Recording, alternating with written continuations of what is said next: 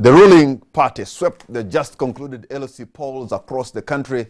Some of the villages where the NRM won include those of opposition strongholds. What does this mean for the opposition, which lacks robust grassroots structures? And did the ruling party rely on organs of the state to win overwhelmingly? On the spotlight is a panel of 4, including NRM Deputy Secretary General Richard Todwong, Aru South MP Odonga Oto, human rights activist Dr. Livingston Sewanyana, and Cecilia Anyakoit, a rights activist.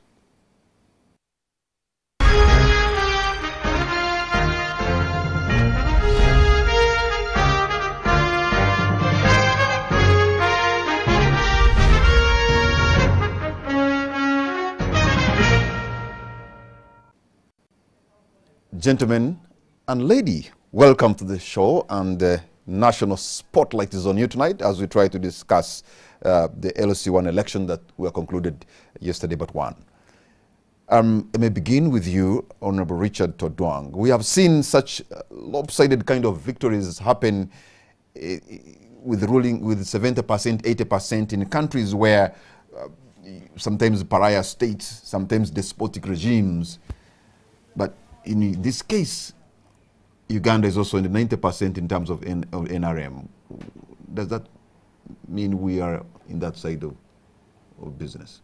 Thank you, and good evening, viewers, and good evening, dear panelists. Thank you for that question, and thank you for inviting us to be part of this discussion. I need to start by first thanking Ugandans, and especially those who voted for the NRM flag bearers, from the villages to at whatever level, and those who offered themselves to carry our flags.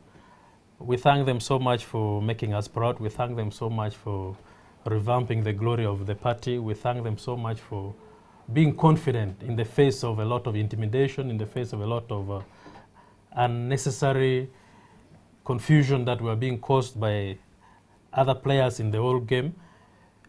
By this evening, we would already gathered results from 55,724 villages out of the 60,768 villages of Uganda. And I speak with a lot of pride that NRM party, as of now, we have 38,614 elected LC1 chairpersons. The independent members who were elected also are about 12,123. FDC political party has 3,000, and then the Democratic Party has about 664. UPC apparently has about 1,240. And then what surprised us most was a Federal Alliance with one person elected. Now, to us as a party, this is a vote of confidence. This is a show of commitment.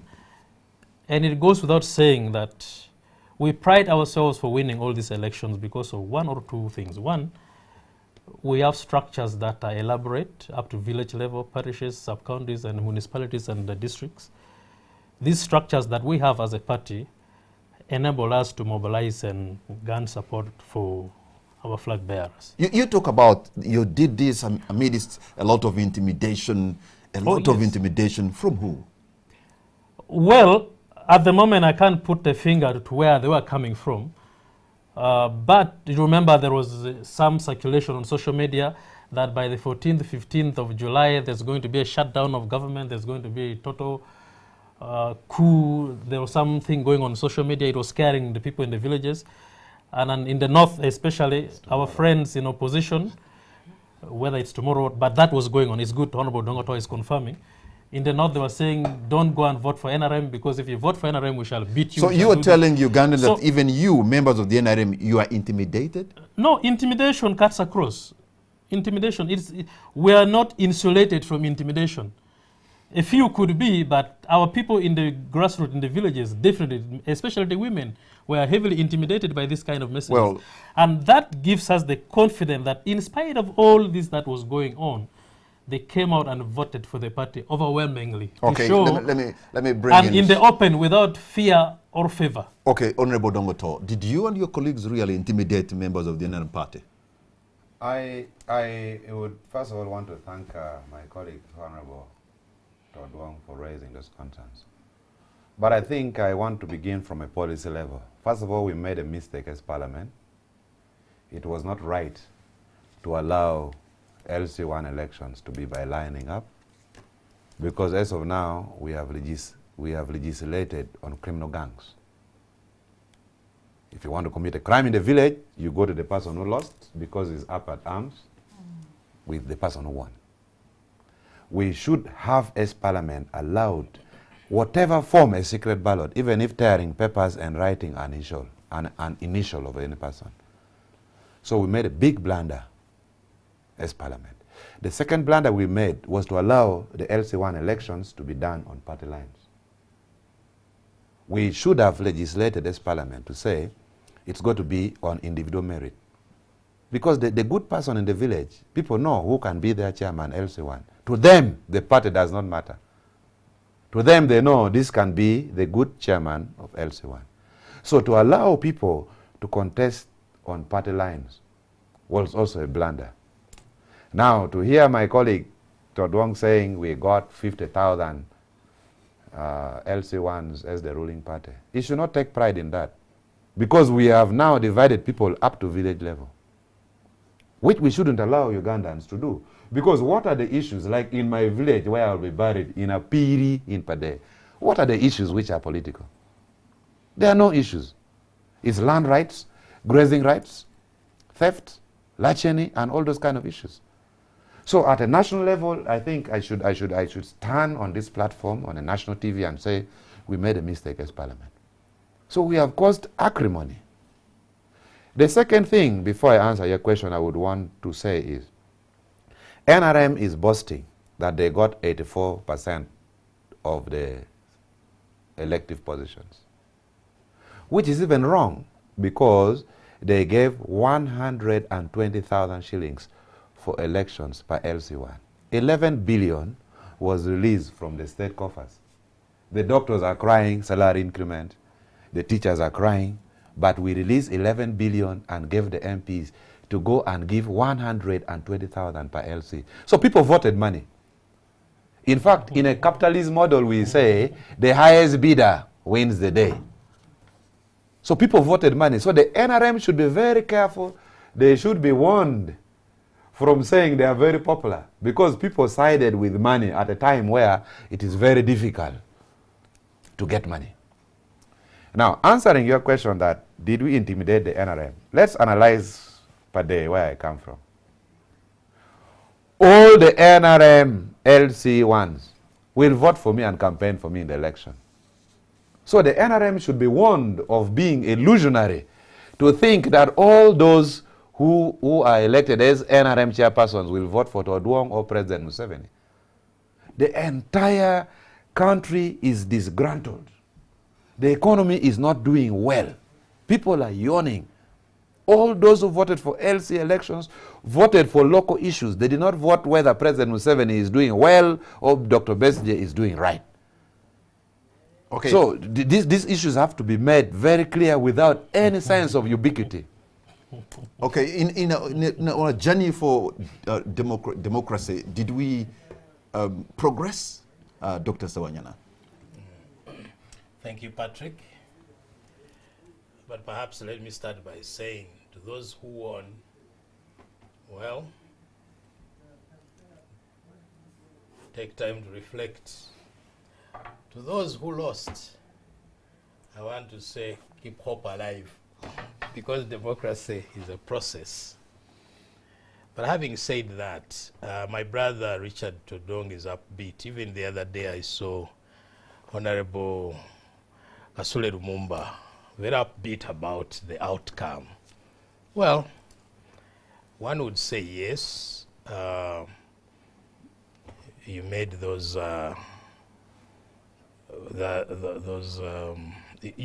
you attained those results, but against a background of what? I think that's what we need to interrogate, and I think Honorable Dongoto is putting the case quite well.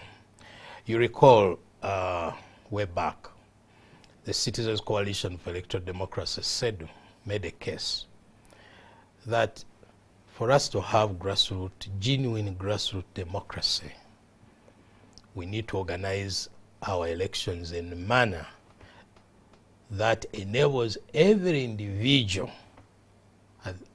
at the village level to express his will or her will. Freely. By legislating for lining up, you actually created a scenario where there were so many people who had to abstain from the election. When we talk about turning up, people, they say very many people turned up. I think we need to take account how many people actually voted. There are very, very many people who kept away because, according to them, they cannot participate in an election which is divisive. They don't want, to create unnecessary conflicts. And as such, their will was not respected. That's one important factor. The other factor we need to bear in mind is that at the village level, like Honorable Dongaoto is saying, most people are concerned about an individual. Who is the person who, for all intents and purposes, reflects my interests? That's why it is interesting. In some areas, people voted for, people within their camps. Either they are land brokers, estate agents, people who reflect their character. And also that raises an important issue. As the NRM jubilates over numbers, let's also consider the quality of leadership that we have ushered in. So in terms of, entrenching, deepening democracy, I think I would say a lot needs to be done.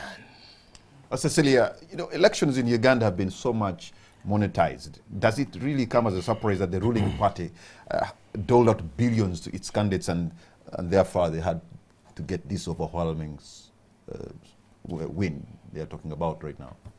Yeah, I want to add, first of all, to congratulate those who managed to stand the difficulty of the methodology of this election and still showed up to vote leaders to lead them in their villages.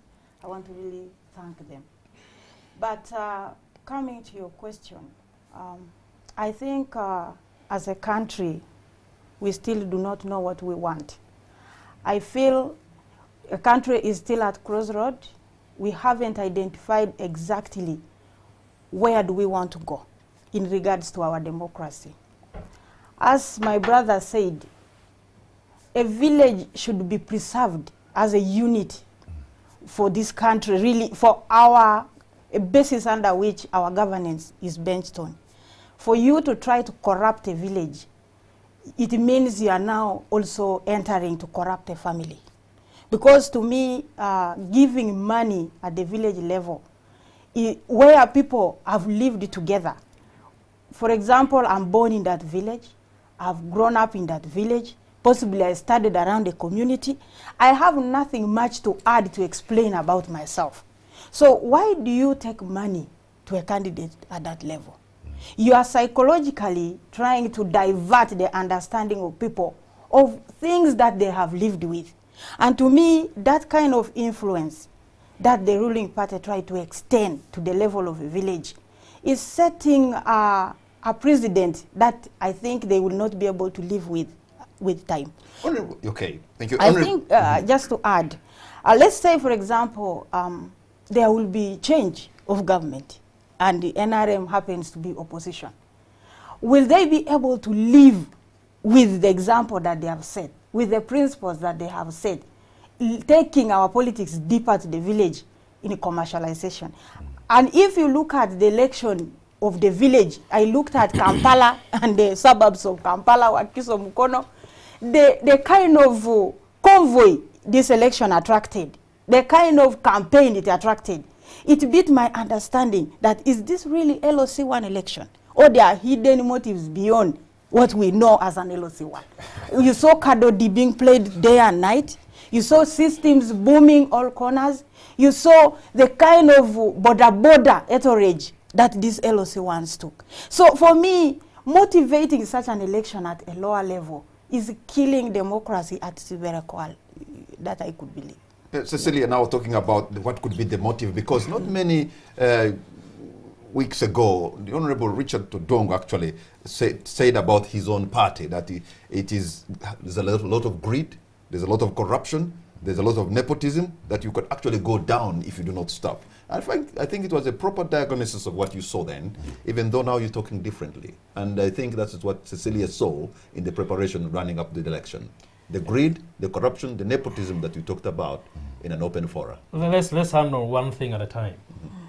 I want to respond a little to what my colleagues are raising here. If they had won NRM, they meaning opposition candidates, I think by now we would be debating differently. If what they are saying was said before the election, I would have perceived it quite differently from how I'm perceiving now. It's good that my brother Honorable Donga is raising that they made a policy mistake in Parliament. Now, for me, as a political party, I don't go to Parliament to change laws. We have members of Parliament there. They sit in Parliament and is acknowledging that they made a mistake. And we are responding to the mistake they made. And we are acting on the product that they brought to us as political parties. And by the way, at the moment, I'm the chairman of IPOD. IPOD brings together all political parties with representation in Parliament. And we've been discussing this within our platform of IPOD. Now, it's good that they are realizing and they are recognizing after the damage, if there was any. But for me, no one should even think I should not feel excited about winning these elections. Why? Because as a party, for you to call yourself a political party, if you don't have structures that goes down to the grassroots. When I was a member of the Constitutional Review Commission, we wanted to copy the model that is in Ghana now, that we only elect members of parliament and the president under political parties dispensation. Local government downwards, we should elect people on individual merit. Now, the debate then was, how would the party recruit members to join them? How do we differentiate between those that are going to be elected on party tickets and those that are going to be elected on individual merit based on the literacy rate by that time?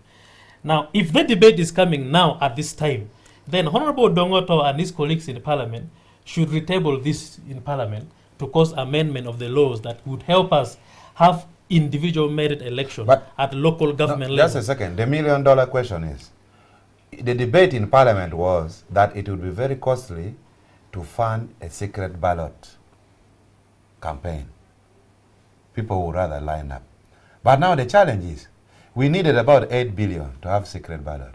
Now NRM goes illegally into Bank of Uganda and remove 11 billion. I'm coming to that. They should have given that money and we have secret ballot. I'm coming to that, comrade. No, just one question. This 11 billion, they gave 120,000 for an LC per village. Where did that money come from? I sit in the budget committee, I sit in the finance committee. It is not anywhere in the budget framework paper. Where did you get the money?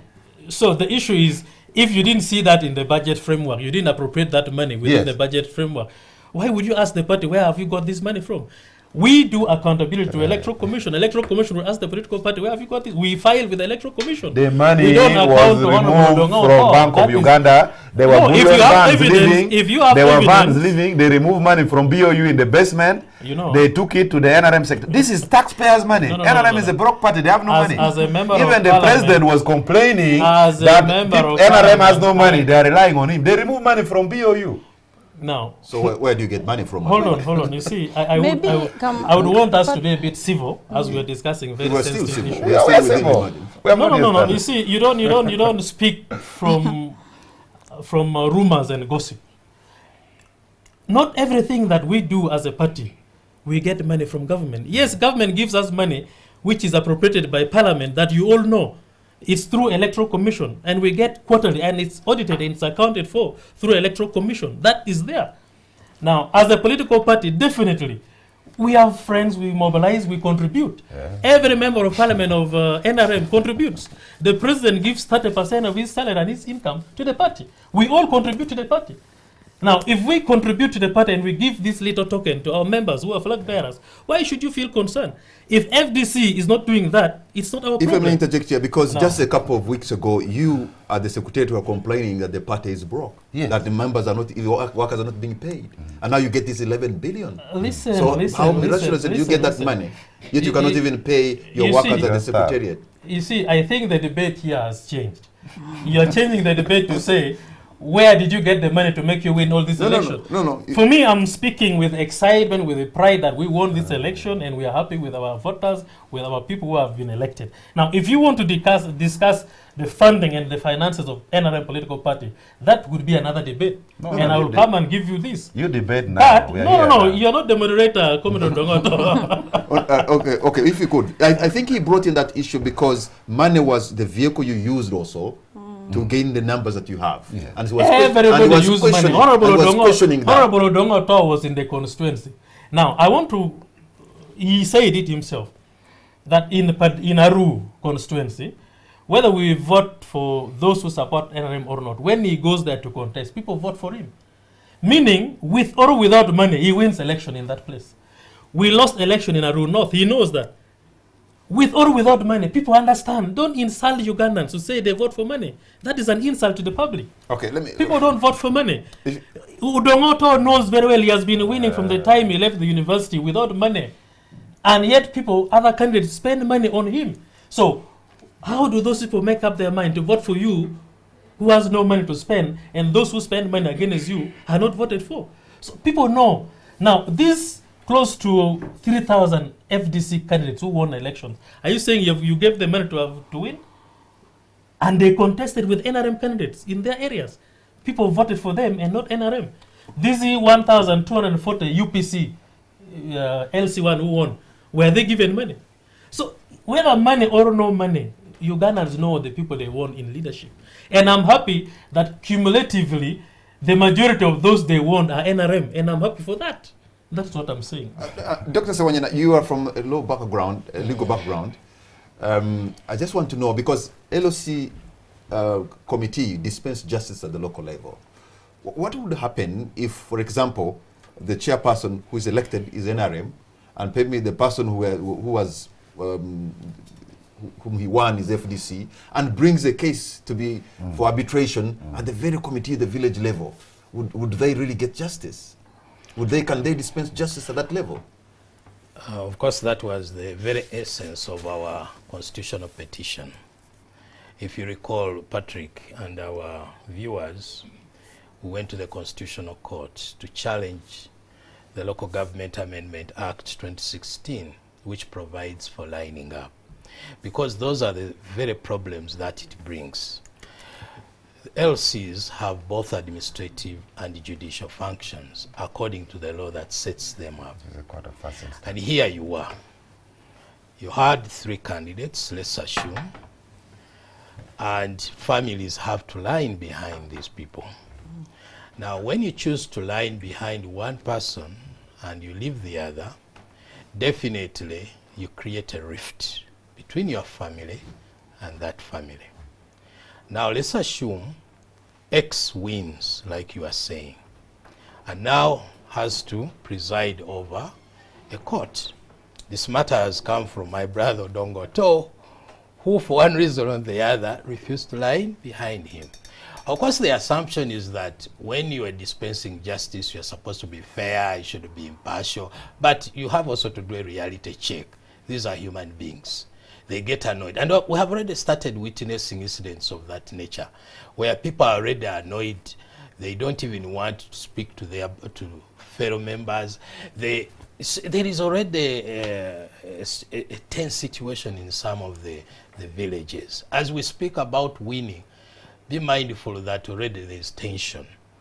My very village, which I will not mention, there is already tension, because some members of the village did not vote for a particular candidate who has won. So how will that person actually dispense justice? Because at the end of the day, he will definitely look at you with a different Actually, eye. just sorry. Justice Kanyahamba said this in public, that he went for a land dispute before LC1. And he raised an objection that the chairman LC1 is the relative of one of the parties. And the chairman LC1 said that if I don't stand for my relative, who will stand for that person? For sure. So maybe as parliament we should now remove LC1 from being a court.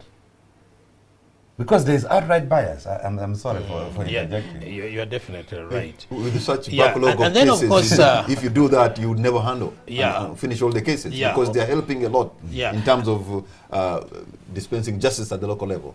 Definitely, the chances of dispensing justice are very much minimized here. But let's go back to the cost factor.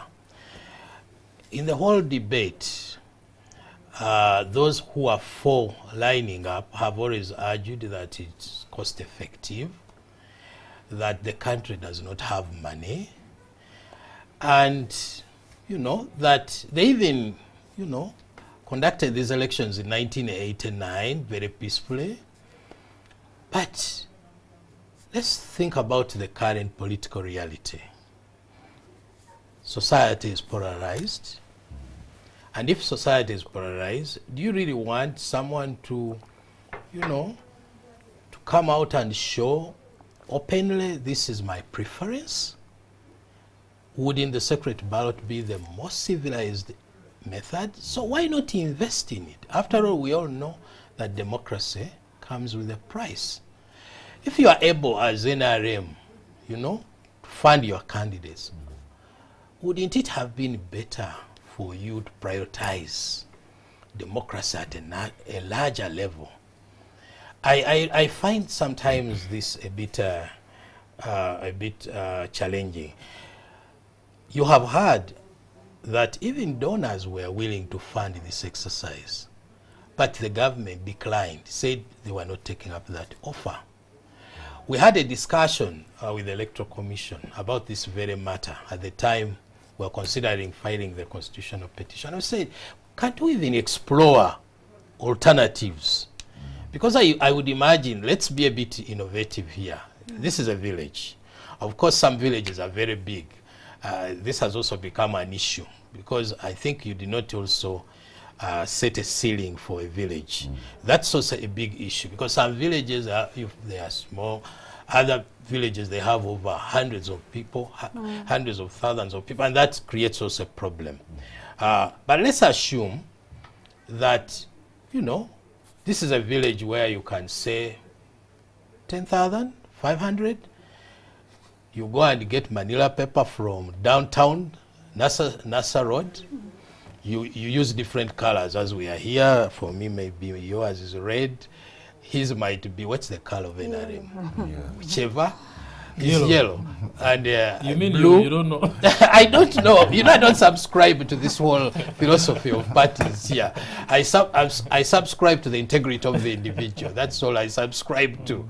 So why not simply, in a very simple way, come up with pieces of paper. We already have our ballot boxes because we have been using Actually, secret some people ballots. who improvise something like that. Through their own ingenuity, exactly. they did a secret ballot And in then- some villages. So if I am X, Actually, Y, in or Z, Kamwenge, Eh. they had to show hands because you show just for 1 minute and put it down. But lining up, But showing you Okay, Cecilia, I just want to know, Cecilia, I just would want have to know covered from up. you how this could have affected, for example, the women. Because in a country where there's a lot of domestic violence and a lot of male chauvinism, I'm imagining how can a lady stand against a man, even if that is a husband, but who is violent, and if you know that really he has no capacity to lead. Can they be intimidated also in lining up and giving support that is not really, they shouldn't be benefiting from? Exactly, as you have said, Patrick, and we expressed this several times as the Parliament was debating this bill. And when it was passed, we knew the first victims of this law would be women. One is that if a woman has already been intimidated through evidence of her findings, through a secret ballot, that your husband even infringes on your right in a secret ballot, what happens in a lining up? So women, by fear of domestic violence, definitely will attempt to stand where the husband is standing. Even if the husband was not a candidate, but opposing the candidate of your husband openly in a line, psychologically fights against the confidentiality of a woman to make a choice. And two is that there are circumstances where a husband stood, and you know very well that your husband is not capable. But was there really... It's a serious indictment. He's not capable of leading this village, and so is capable. His opponent is capable. So, by virtue of the method of voting, the woman could not make free choice of standing in the opponent's back. Because one, there could be an assumption by your husband that how could you vote my opponent? Maybe it's your boyfriend. So you fear the backlash of the whole process on you. So you are forced to vote him because of the methodology of voting. And I must tell you, Patrick, I think as a nation, we should really define our values. We have moved, there are countries that have already moved to vote through computerized voting. They have even moved away from this secret ballot of a paper, but they have gone through computerized methods of voting. But I was even shocked, Patrick, that Parliament of Uganda, in this specific last voting, did open voting. That itself, to me, was not good. It does not show that we are growing in our democracy. Then you go and take us back to, and then you say, in 1989, we voted and it was peaceful. That was 1989. What was the setup of society in 1989? And what is the setup today? We are steadily walking back to... So are we now saying that 1989 is better than today, and we must go back and practice what we practiced in 1989? So for me, it really shows that we're in, maybe our democracy does not really, it seems not to be growing. It's an indictment on us as a country.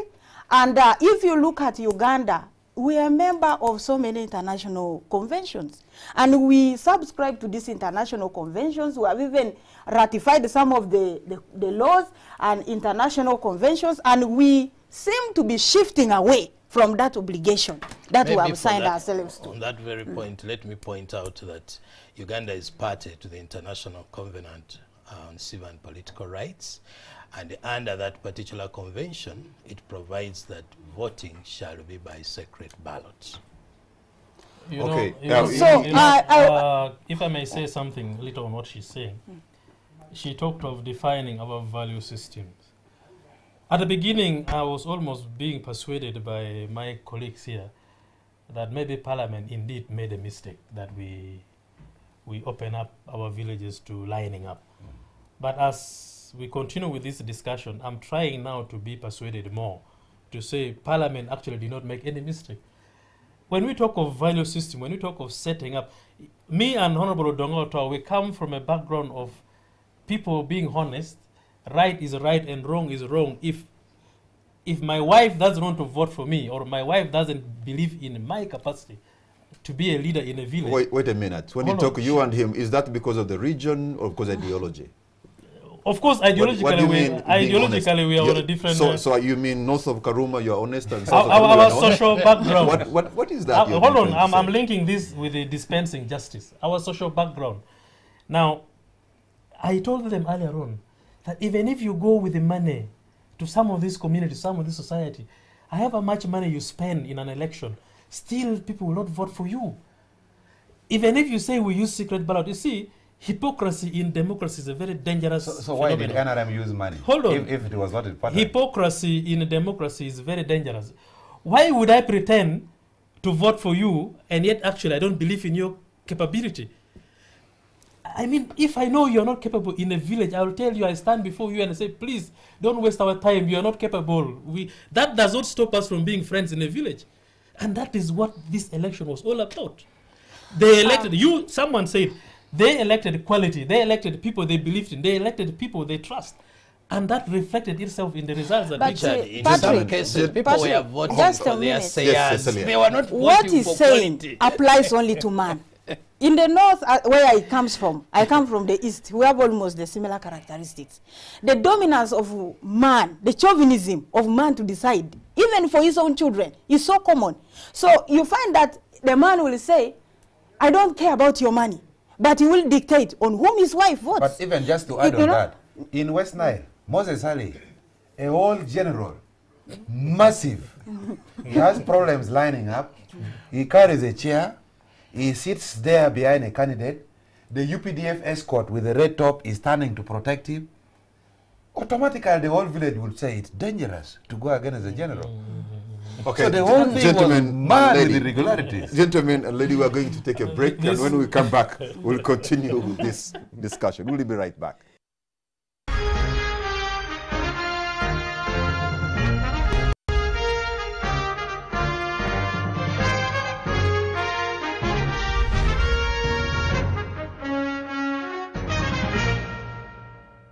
Welcome back. You're watching On the Spot. My name is Patrick Amara. My guest tonight are Honorable Richard Todong, Cecilia Anyakoid, Honorable Odonga Oto, and Dr. Livingston Sewanyana. And we're discussing the LC1 elections that just ended about 2 days ago, with the NRM taking a resounding victory there, which is being doubted, questioned by many people, because I think... No, it's not being doubted. Questioned by the method you used.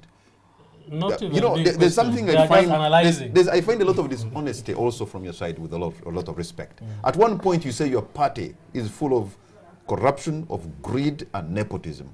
At one point, you stand and say your party is the best. Really, inconsistency is something that is so consistent with you. No, comrade. Let me tell you something. The party stands in an ideal and a philosophy which is based on ideology. And I believe in that ideology. That's why I'm still in the party. Now, still Parliament, with the constitution that we have, we share platforms of governance with those who are not necessarily members of our political party. The civil servants who help us to implement our manifesto. They are not members of our political party. So for you to say it's a mixture of what I'm saying, it's not true. The party is very thorough, it's very clean, and stands on a very clear political ideology. So why were you criticizing it the other time? No, I was not. I was not criticizing the party. I was criticizing. Beaten to shape by the party organization? No. I stand by what I said. I was criticizing the leadership of governance structures that we have, which is a mixture of those who don't believe in us and those who believe in us. Parliament is a branch of governance. He has just told us here that Parliament is mixed up with so many interests. He knows what takes place in Parliament. Parliament is an arm of government. Not every member of Parliament is a member of NRM. The judiciary, the executives, local government structures, permanent secretaries, accounting officers, these civil servants are not political. So when we share governance with them and things go wrong, we share the blame. So as a member of a political party in government, when I raise the flag, to say, members, we need to be careful. We need to supervise our government a little more. We need to block the leakages that we have. So the problem, actually, you're putting it right, that the problem was the civil, the public service. Well, it might be mixed. Public the technical service, people. Technical people. So the problem was the technical people. It's a mixture of everybody. Honorable Cecilia, not yet honorable, but perhaps you'll be going there. Cecilia, there's one thing that is really true, that the NRM party has got grassroots structures, and somehow they can win an election because they are strong up to the village level. Patrick, it is yes or no. You remember when the movement system came into power, it came as an amorphous system, and it put up a structure called the NRM. So that is structure. I have to correct you. Called the movement structure. That was LOC1 system. So you find that up to now, when it's up to Tuesday, that system has been functioning. That LOC1 system, which was voted in 2001 under the movement system. Yeah. And when Uganda went into multi-party in 2005, it integrated that system into its structure. NRM integrated. So it adopted a movement system, and it helped itself to set up a structure up to the village. Now, these parties that are just let's say, who have been in limbo, the new emerging parties. Can I help to my twinkle sister? down? Can I help my sister? Just a moment. When we changed the political system and we went multi-party, our party, the NRM, the National Resistance Movement Party, started forming its own independent structures up to the village level. Our chairman of the party of the village, is different from the LC1 chairman of the village, which was inherited from the movement system. In definition, it is different, but in personality, most of the people who were holding offices as LOCs got into the structure of NRM. You find most of the LOC ones who were at that time in the office became the chairpersons of the NRM. So they adopted that amorphous structure and it became the NRM structure. So these parties now to trickle down, to challenge. So you're saying even NRM could have been a party even before the parties were allowed? It was. It was, by all its characteristics, it was a political party. Now, these other parties, to get down, to challenge that kind of system that has been there and maintained and nurtured using the state resources, became a problem. So that's why you find that Honorable Todron can just pride and say, we won elections. Because there was a benchmark for them to start a political party. But was it there for UPC? Was it there for DP? UPC and DP are one of the oldest political parties in Uganda. For all these years, if they cannot be able to create structures, FDC got registered when we opened up multi-party political. But Honorable, you froze these parties to headquarters for over 20 years. No. And yes, it is a fact. Dongoto is there. When he's in Aru, he has his members up to the village. But were they functioning structures? They were just... Whether they were functioning or not is not me to answer. It is them to answer. For the NRM party, really, to score 69 with 38,000, and then FDC gets 3,000 with 6%, 69% and 6%, really, then you have to work at a supersonic speed to even get to a quarter of what they have. You see, at the end of the day, you may find that the five of us are talking to ourselves. Because what we are talking about does not affect the last man in the village.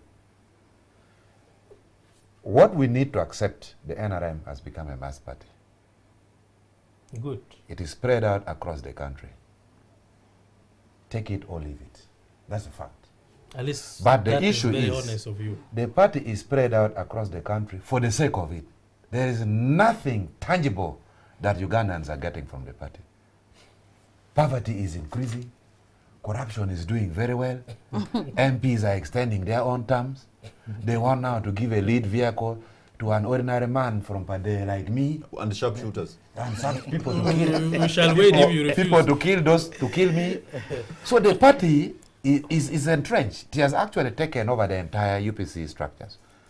At one time we said the entire UPC has taken over the NRM. If President Museveni sits in cabinet and looks around, Rwakana Rugunda, Professor Kamundu, the entire UPC is now an NRM. So we don't need power for the sake of it. We need power for the purpose of transforming the ordinary lives. Now, what is happening? The institution of the state, for example, those listening to me now, Uganda People's Defense Forces, UPDF, prisons, police, GISOs, ISOs, they work for the state of the government of Uganda.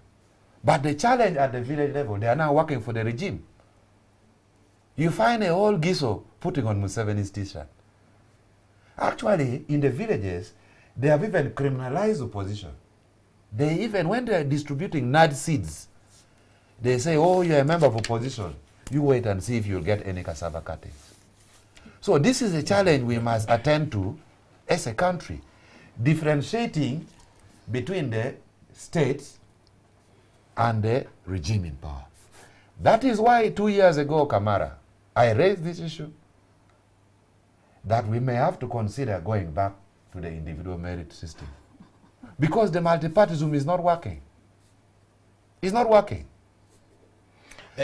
Most key decisions, these MPs go to the caucus in Entebbe and decide from there, they rehearse from there and come and practice it in parliament. Where they make those decisions, Udongato is not there. So as a country, we may have to start thinking that we may have to abolish political parties and we go back to individual merit system? Because this system is not working. You know. If I may, Let me add Dr. something. Sawanyana, Maybe Richard may come in here. I think let's think through the philosophy and ideology of NRM.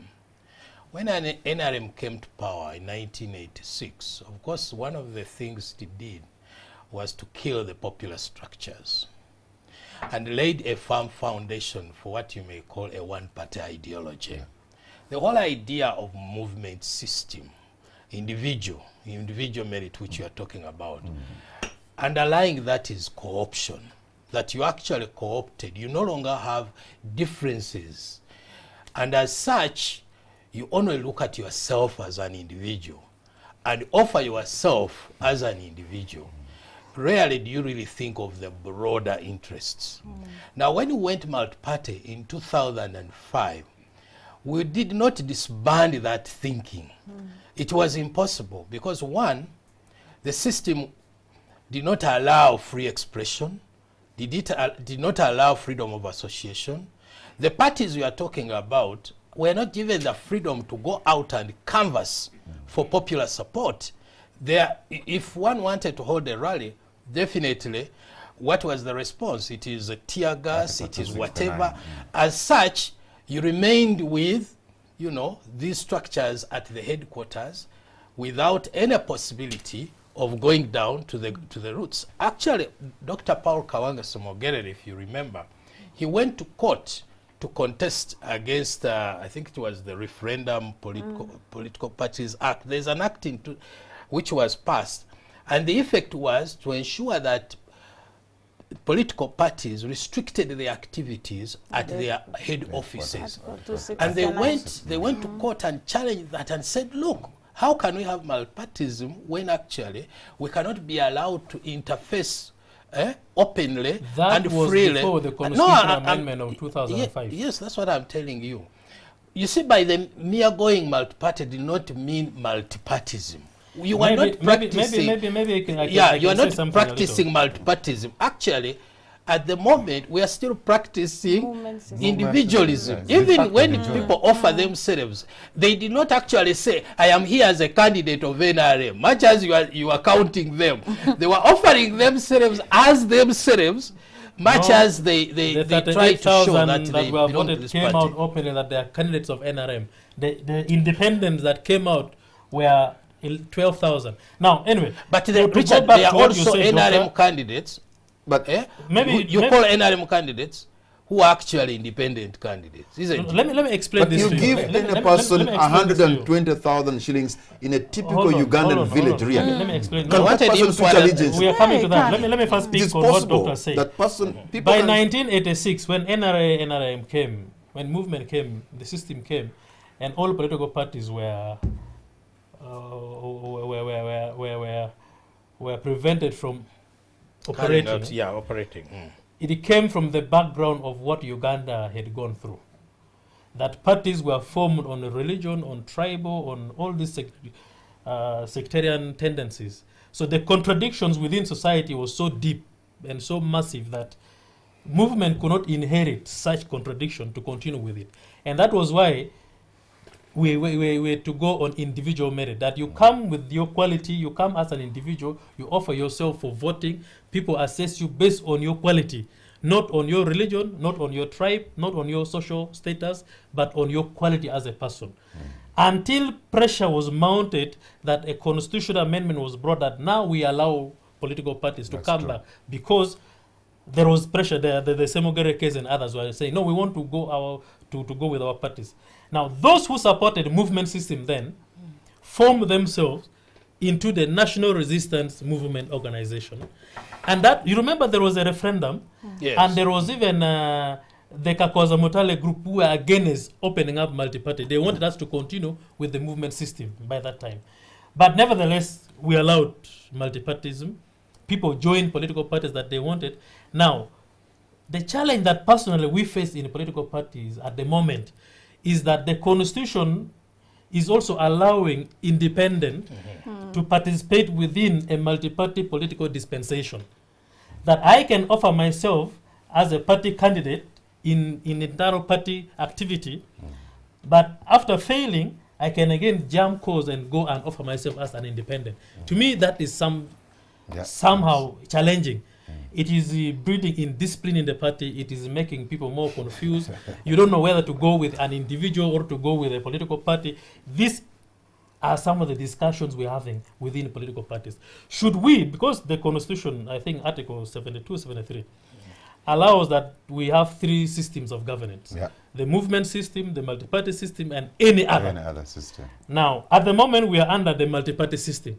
Now, the multi-party system means if you want to offer yourself for contestation, you must belong to a political party.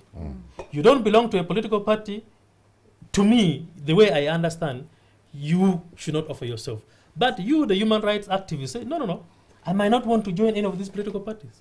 Okay. I can offer myself as an individual. That means, to me, in a political party, I would say, yes, that would mean that an independent person is independent from one another. I am independent from Honorable Dongata, who is also an independent from you. Therefore, I should not first pick a party card, pick a party nomination, I fail in an internal party election, then here I jump to say I am now independent. You are not an independent. Cecilia, that confusion. Yes. Okay, let me bring Parliament Cecilia should here. help us to rectify that That's confusion. Cecilia, where is the civil society here in trying to sort of build some civic competence and trying to build a vibrant citizenry whom are aware, who can tell that, who can know their responsibilities and their duty, and not necessarily to be confused by the politicians?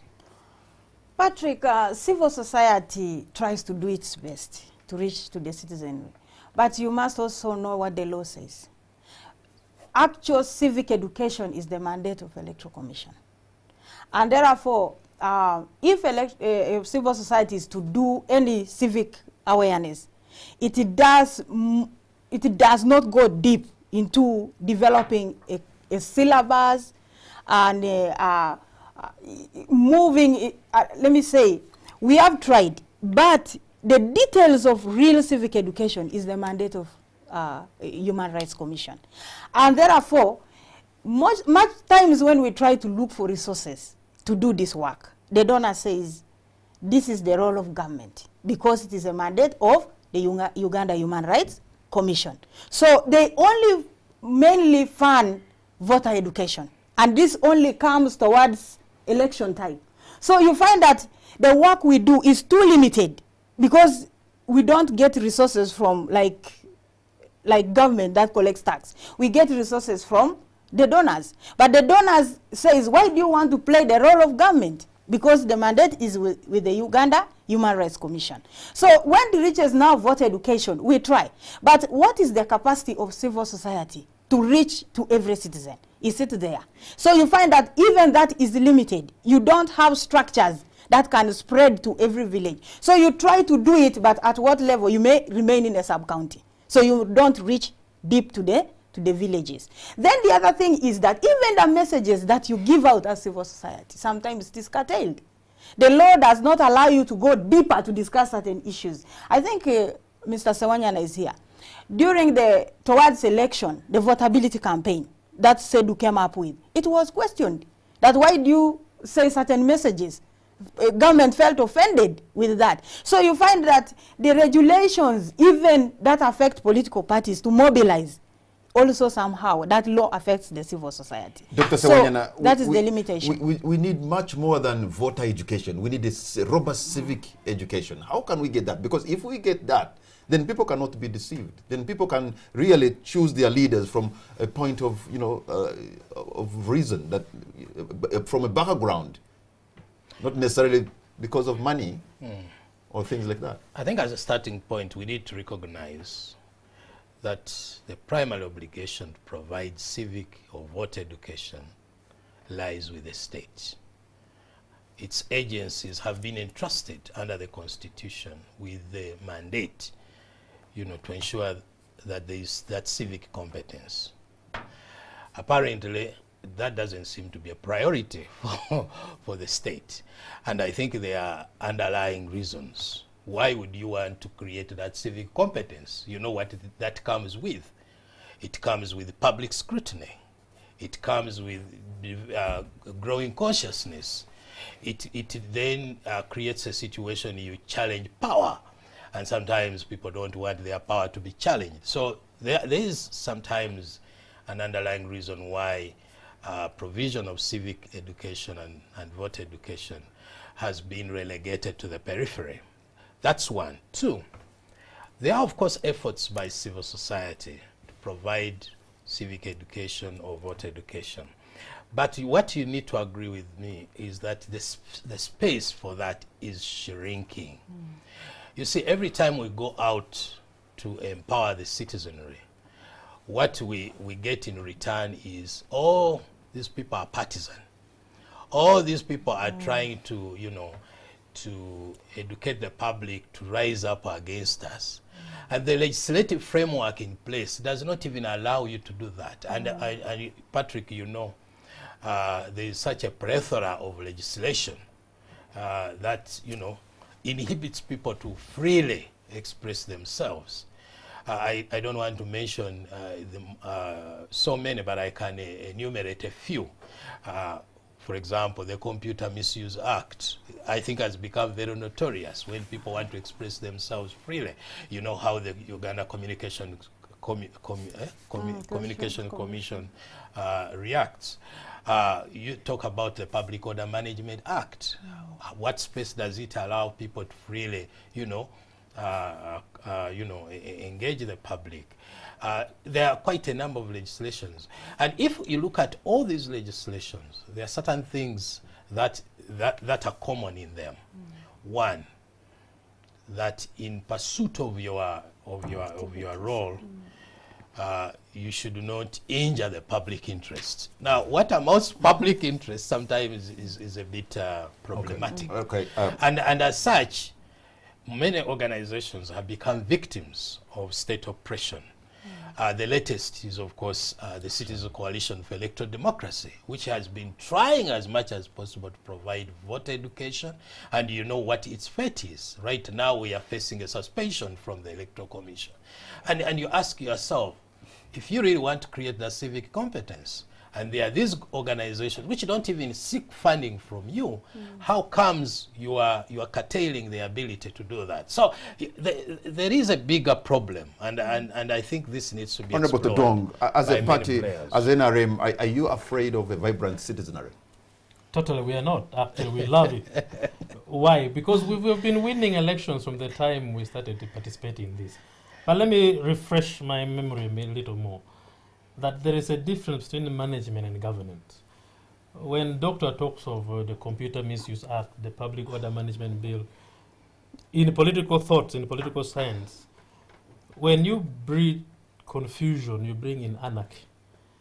Even in the most civilized society, there is a law and order. Take the simplest way, that now we are for this talk show, you have suspended all other programs, everybody is attending to this program.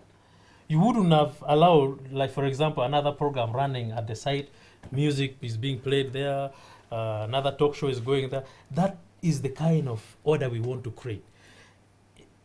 If the Public Order Management Act is very clear, that you only need to seek, notify police that I'm going to hold my rally in this particular place, in this particular time, this particular date, so that they see within their records if no any other person has booked that place.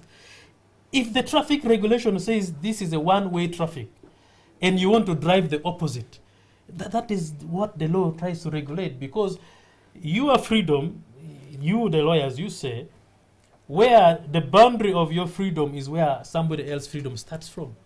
So government is in that boundary to regulate to what extent is yours getting over and what extent is mine starting. And that regulation is what government is trying to do through the laws that we have put in place. And so if you are charged with the responsibility of governance, management, managing society, you need to balance all this. And of course, you will never be appreciated. You will never 100% be appreciated. You will be accused, you will be abused, you will be said this and that, like all that has been said. Honorable Dongoto is... But to summarize this, I think we don't need to leave democracy and participation in elective politics to elitist way of thinking. We need to redefine this to the common man. Honorable Odonga Otawa has been winning election throughout, and his constituency is rural, not urban. Why has he been winning all this time? He has sensitized his people, his constituencies are aware. And even if you go there with the money, he has been winning those, I said before. Now, why are they so much sensitized? Why do they believe in easy thinking? Even if he does little on the ground, I know that. But they believe in easy style of leadership, with due respect. But to me, I think the common man wants to understand democracy a little more than what we're defining. To be a contestation among elites and civil society, rights groups and these, then we remain in Kampala, we get money from donors, and down there, what the local man is faced with, that is the reflection in the LC1 election. Okay, you're talking about the reflection in the LC1 election. Honorable To, do you think this is indicative of what is likely to happen in the parliamentary or even presidential polls in the future? That the NRM will... Maybe before I answer that, the statement made by my good colleague and OB that I'm doing little on the ground in Aru County. No, I didn't mean to hurt you, sorry. It offends my voters who are watching TV now. But I know your job is very difficult. Your job is almost like of a funeral director. You still have to send someone on the ground, someone people love most. But that is okay.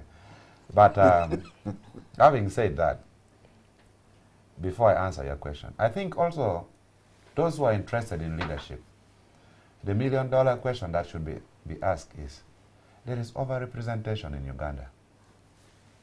We have over 80,000 elected leaders. The parliament is now going to have 550 members of parliament.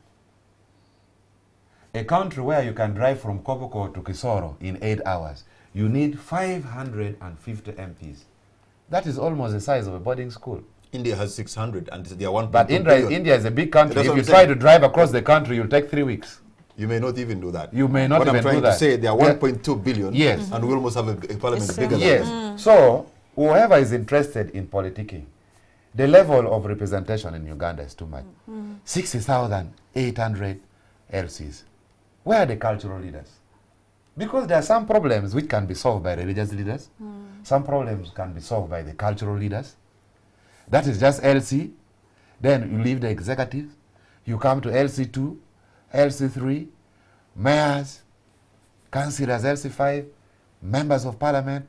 I think anyone interested in governing this country, we should start thinking. For example, one of my radical thoughts, the MP should be the LC5 chairman and also should be the RDC. That's what is happening in Congo. Why are you creating so many powers? Where is Congo in the community of nations? I'm trying to say we need a system where we combine roles. We don't even need probably a woman MP per district. So there's too much representation. The burden on the ordinary taxpayers is too much. So that debate has to start now, that as a country, almost everyone is a leader. In every village, everyone is a leader. Having said that, to come to the question, whether NRM winning at a 4.5% of elections of the LC polls has an indication into where we are going. First of all, we don't know where we're going. As of now, we don't know whether the election will be in 2021 or it will be in 2023. But we are moving. It is, yeah, we are moving, but going where? We may be hurrying to hell. We may be going to hell. But I would want to say, and opposition accuses me of being radical. Recently, my views on social media attacks caused me problems. But I would want to say, it is bogus to participate in any election where the state and regime is fused. The moment you see President Museveni on the ballot paper, he will win in a way or another. There will be massive rigging. He appoints the electoral commissioners. He does what? It's a waste of time. Actually, if Dr. Besigye is watching TV, I would want to tell him it's a perfect waste of time to contest again as the sitting president. The last election, we had 11,000 polling stations without any FDC agent. Those of Todong were just ticking in the villages. They tick and declare the results. So, that's an overstatement, I withdraw. But what I'm trying to say, as a country, whether President Museveni is for 1,000 years, we are going nowhere. The country is not growing. Poverty is increasing. There is nothing to show. Exports are zero. No more grow more cotton. No more grow more coffee. People are politicking Monday to Monday. Even circles are being formed for political reasons. Okay. So we are not making progress. We're going to take a break, but at least you're lucky you're a member of parliament. You're in the bracket of those people who are going to get armored vehicles and, and snipers to protect you. Let's take a break, and when we come back, I'll open the lines so that you two at home, you can call and be a part of this discussion. We'll be right back.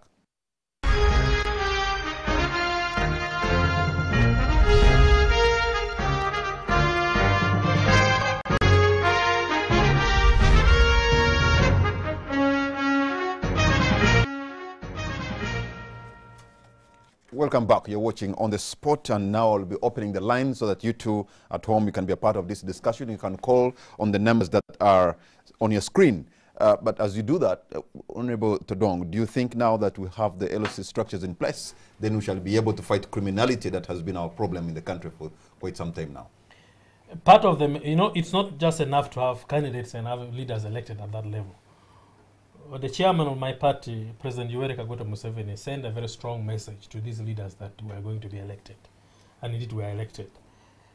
That your role as a member of a village council and as a leader would be, one, to monitor the security of your village, to continue mobilizing your people into production, to continue mobilizing your people to go and access healthcare services, immunization, and others, to go and access education, and to make sure the village hygiene and the livelihood within the village is conducive.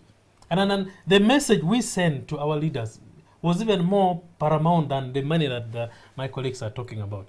And so when our candidates were standing out to speak before the voters, they had issues on which they were asking voters to vote for them. And these were the issues that were very tangible and touchy to the people. Of course, in the villages, someone was raising about seedlings and nuts, operation well creations, clean water, roads, and all that. Now, governance has been decentralized. A local council should be able to relate with his local government and how he can get information from a sub-county chairman or sub-county leadership or a district. Okay. We share this with all political parties. In some of these districts, you find a chairperson is a member of opposition, a sub-county chairman is a member of opposition, councillors are members of different political parties. Now, an LC1 chairman should be able to understand how to relate with those power centers within this area. And then this message that we gave them help them to win these elections. Okay, I'm going to open the lines now so that you two can be part of this. And you can tell us your name, where you're calling from, and also please keep it precise and concise so that we can get at least quite a number of callers to give us their views or even their question. Yes, sir. What's your name and where are you calling from? Yes. Good evening, sir. How do you give the reggae staff, which the reggae staff, they are not reading the names for village people?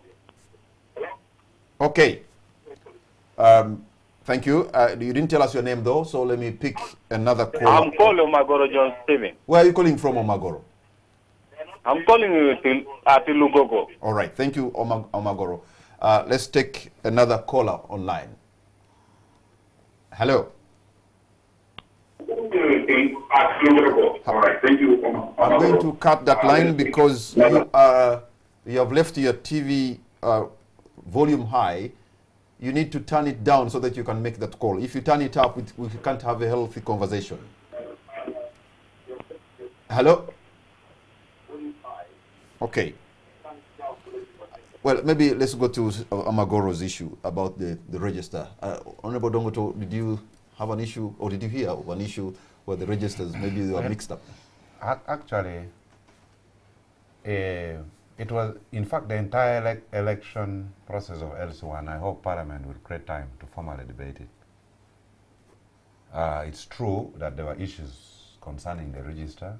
You live in the village, you find your name is not there in the register.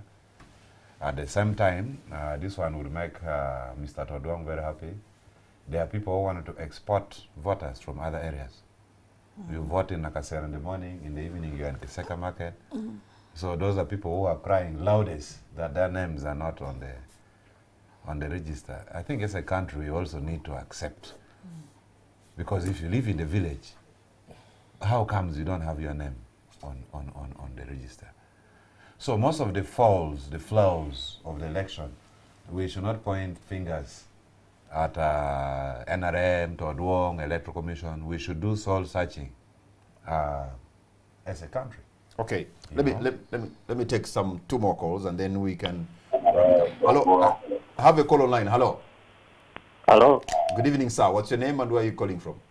Patrick from Kreka. All right, you're on air. Now, I hear NRM boasting that they won the just recently. Yes, I'm Patrick from Kreka. Now I hear they won the just concluded election. One thing they are forgetting is that for the last 20 or 15 years, we've been only having NRM in office. Now, if FDC got 30,000 out of the 60,000,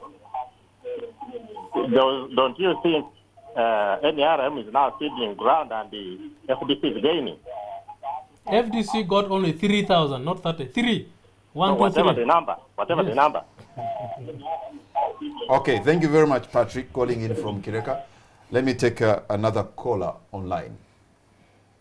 Hello. Hello. The problem is that you want to listen to yourself and then also call, but that will not be possible. You need, when the call goes through, please turn down the volume of your TV set. That's when we can have a conversation with you. Hello. I'm Richard from Madanjo calling. Sir. Yes, Richard, you're on air and loud and clear. Yes. As in, like the LC people that, the LC chairmen that were elected, on their post, they aren't depicting the parties they are coming from. Most of them are independent.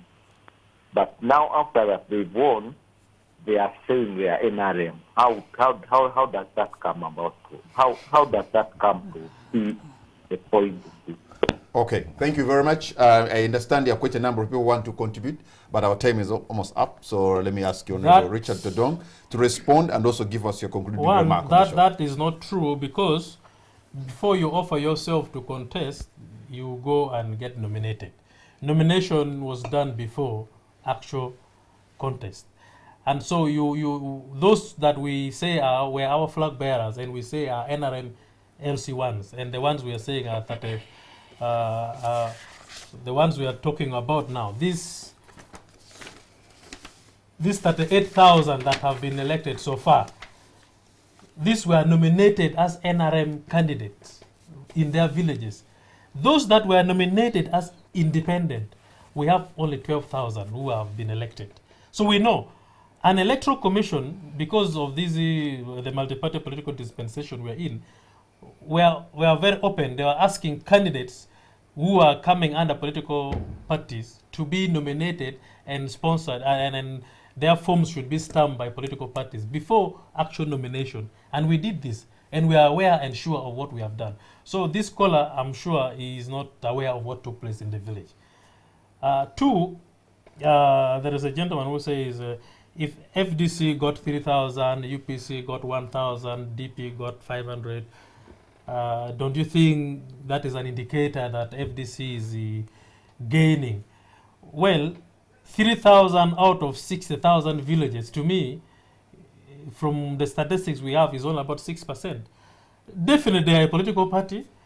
We don't deny them support. They have some bit of support, but that support cannot be measured with what NRM has, and that is what we are talking about. All right.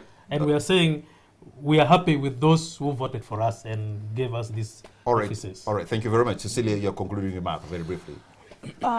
Mine is to really implore NRM, having massively won this election, to go further, to really induct the people who have gone through, knowing the mandate that that office holds.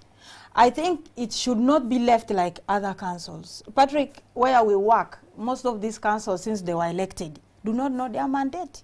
So some of the roles that civil society has so far done is to train local councils on their roles. But now this LOC one, knowing that they are going to be the first court, and they are going to adjudicate on cases of domestic violence, land issues, they should be given basic information on what they are supposed to do. And I think that is, if NRM raised 11 billion for them to go through, they should be able to use the same method to raise resources, to induct, build the capacity of these people to run these villages the way it is supposed to be. And I think that is really key if we are to benefit from this election. Honorable Tor, your parting shot. I would say the elections are over. As a practicing advocate, I wouldn't encourage anyone to waste time going to court to challenge the elections. My only last comment is, those who are in the NRM, you are sitting on a time bomb. Ugandans are not happy. These very LC ones, you are bragging that they're yours, are the very ones who will throw stones on the people.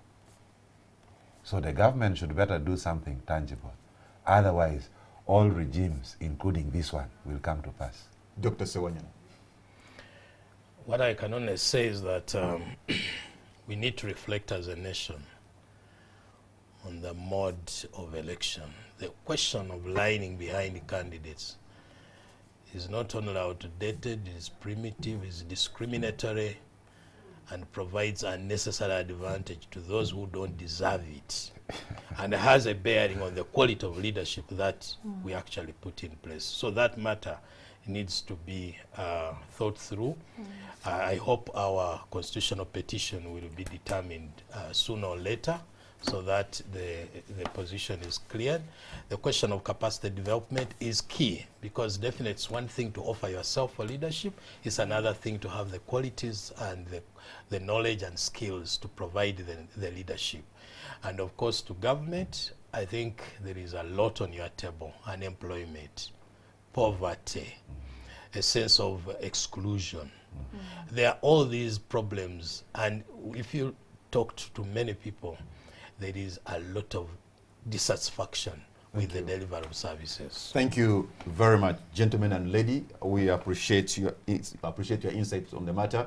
And Ugandans, you decided just the other day, so let us keep the integrity of our country and maybe move the country forward, because this is our country, and we can decide to build it or destroy it, but let me implore you, let us decide to build Uganda. Good night, and God bless Uganda.